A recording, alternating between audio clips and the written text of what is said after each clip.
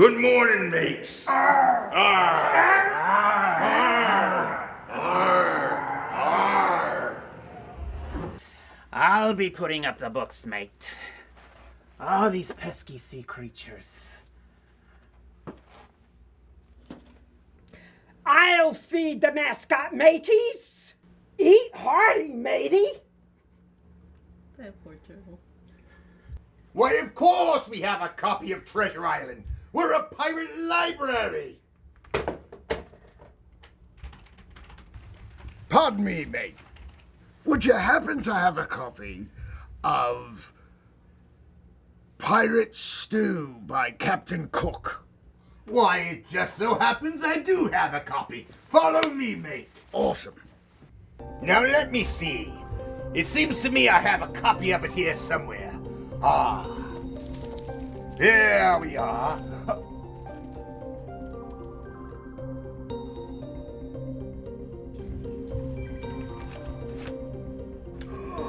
Do you know what this is, mate? What?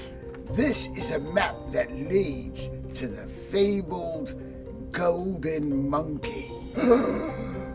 Why, that's one of the most fabulous treasures known to man. Yes, it is. And isn't it cursed, they say? Curses. There's no such thing as curses. Curse or no curse, I want it for myself.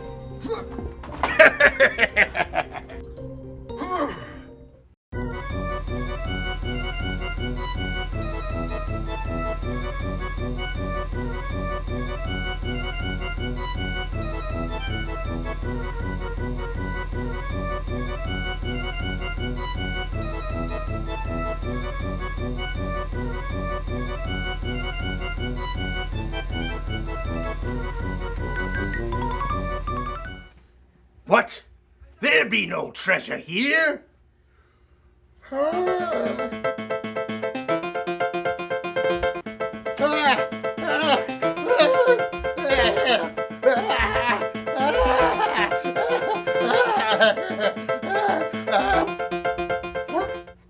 It's the map. Ha ha! Now it's my turn to find the treasure.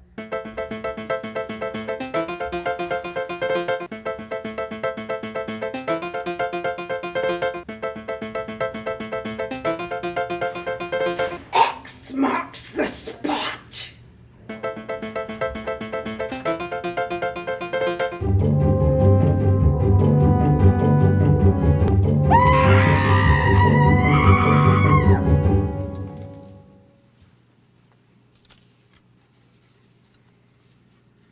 I'll be the one to find the golden monkey.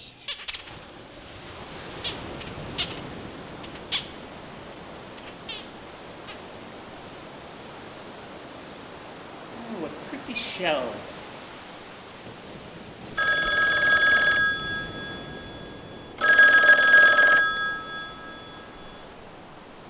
What's that? There's a sea monster behind me? Ah!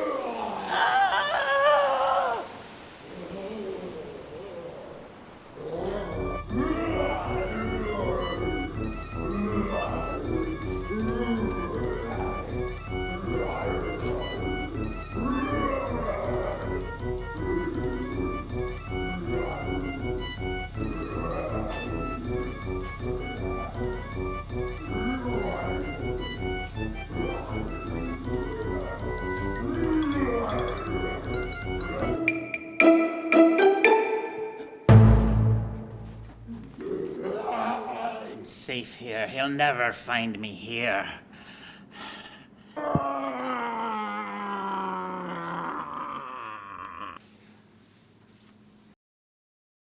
Finally, I can find the golden monkey myself.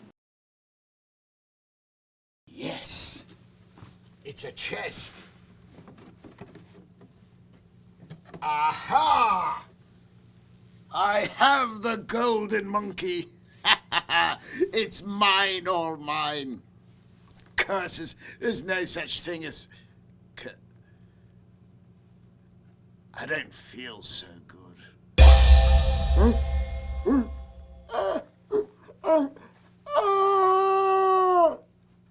Well, all this fighting ain't working at all to find the treasure. We've got to work together. What do you say, matey? Yes. Hey! Hey, let's follow the path. Why, look! We found the treasure! Gold, we're rich. Why, there's something more precious than gold in here. Why, here's the real treasure. Now, this exciting tale is called How I Became a Pirate, written by Melinda Long, illustrated by David Shannon, and published by Harcourt Books.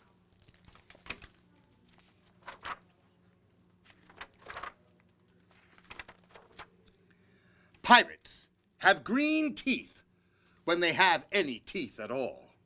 I know about pirates because one day when I was at the beach building sandcastles and minding my own business, a pirate ship sailed into view. I knew it was because its flag had a skull and crossbones on it, and because I could hear the pirates singing, "Hey ho, blow the man down." They were a little off key. I tried to tell Dad, but he was too busy sitting up the beach umbrella.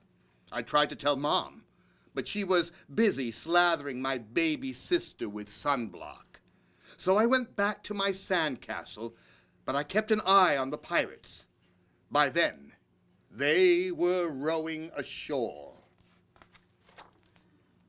When they landed, the head pirate climbed out of the boat and yelled, "Ahoy there, matey! Be this the Spanish Main?" "No," I said. "This is North Beach." "Shiver me timbers," the pirate said. "We must have taken a wrong turn at Bora Bora."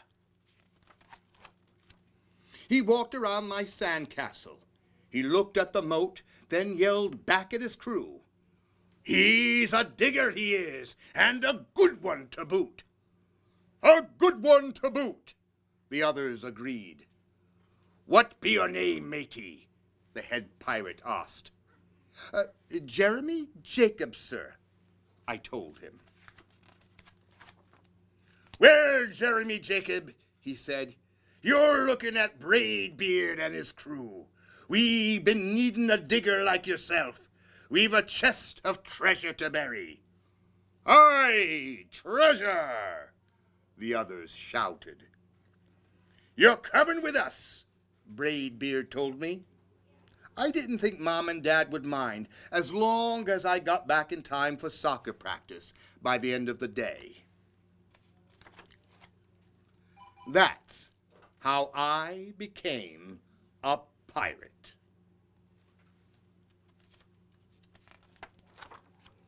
As soon as we were on board, Braidbeard showed me the chest of gold and jewels.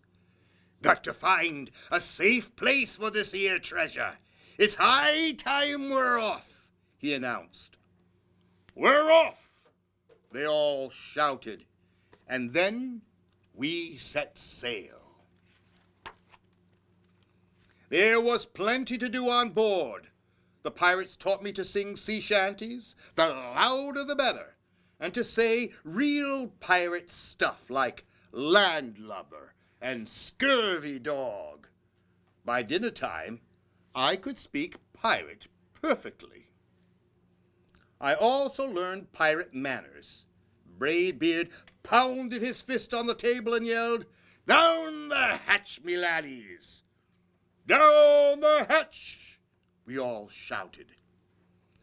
Braidbeard gulped his food and said, "Hand over the meat." "The meat!" we all roared. Nobody told us to finish our spinach. There wasn't any. Or to chew up our carrots. They weren't allowed on board. We talked with our mouths full, and nobody said please or thank you. After dinner, I tried to teach the pirates to play soccer. Braidbeard kicked the ball and yelled, "Arr, soccer! Arr, soccer! they all shouted. Then everybody dove for the ball at once, and it rolled right off the deck. "After it, me hearties!" Braidbeard commanded. "After it?" we all whispered. We fought over who would get the ball, but it didn't matter anyway, because a shark came along and swallowed it in one gulp. So much for soccer. By now it was past my bedtime, but nobody tells pirates to go to bed, to take a bath, or to brush their teeth. Maybe that's why their teeth are green. Pirates sleep with one eye open, just in case. And they don't change into pajamas unless they want to. Pirates don't do anything they don't want to, except maybe for swabbing the decks. I wanted to be a pirate forever. But then I found out what else they don't do. When I couldn't stay awake any longer, I asked Braidbeard to tuck me in and read me a story. Tuck you in? He bellowed. Pirates don't tuck. "No tucking!" the crew cried. And the only thing they had to read was a map. "Don't you have any books?" I asked. Braidbeard looked confused. Books? I didn't even bother to ask about a goodnight kiss. It wasn't easy to fall asleep without a story, but I was finally dozing off when a storm broke. Thunder boomed and lightning flashed. I tried to hide under the covers as waves slammed up against the ship, but I kept falling out of my hammock. I couldn't find anyone in the cabin. They were all on deck. "Lower the sails!" Braidbeard shouted. "Batten down the hatches!" Everybody ran around, yelling and lowering and battering. Nobody had time to sit close and tell me it would all be over soon. Nobody even noticed me. I decided that I didn't want to be a pirate after all. Just then, flash, crash, crack, lightning hit the mast and split it right down the middle. "What'll we do now?" yelled one of the pirates. "We'll have to turn back," called another. "But the treasure!" hollered Braidbeard. "Where will we bury the treasure?" I stepped forward. "Maybe I can help," I shouted over the wind. "I think I know the perfect digging spot." When the storm was over, we rowed back to shore and buried the chest. We drew a map so we could find the treasure again, but I don't think we'll need it. After that, the pirates repaired the ship and got ready to sail. Before they left, Braidbeard handed me a flag and said, "You make a fine pirate, Jeremy Jacobs. Guard that treasure well. We'll be back to get it soon enough." "Soon enough," the crew replied. "And if you ever need us," Braidbeard added, "just run the Jolly Roger up yonder pole." "Up yonder pole!" the others shouted. And maybe I will, but not today. I have soccer practice. And that's how I became a pirate. Good morning. My story this morning is When the Wild Pirates Go Sailing. It's by Keith Mobick and Carla Deesh, and it's published by Price, Stern, and Sloan. When the wild pirates go sailing, they often fish for shark. No fierce creature frighten them in daylight or in the dark. An octopus won't panic them with the many legs he's got, because the pirates get a hold of them. They tie him up into knots. This walrus has 2 strong tusks. She's strong and tough and big, but far from being afraid of her, they make her dance a jig. This polar bear's quite angry, as fierce as he can be, 'cause when they hit his icy home, they stole his cup of tea. Late one night, a great green monster rises from the sea. His fearsome face makes them laugh, and they carry on with glee. But when these pirates catch a swordfish, they finally meet their match, because they never learned to swim, and for them it down the hatch. Thank you.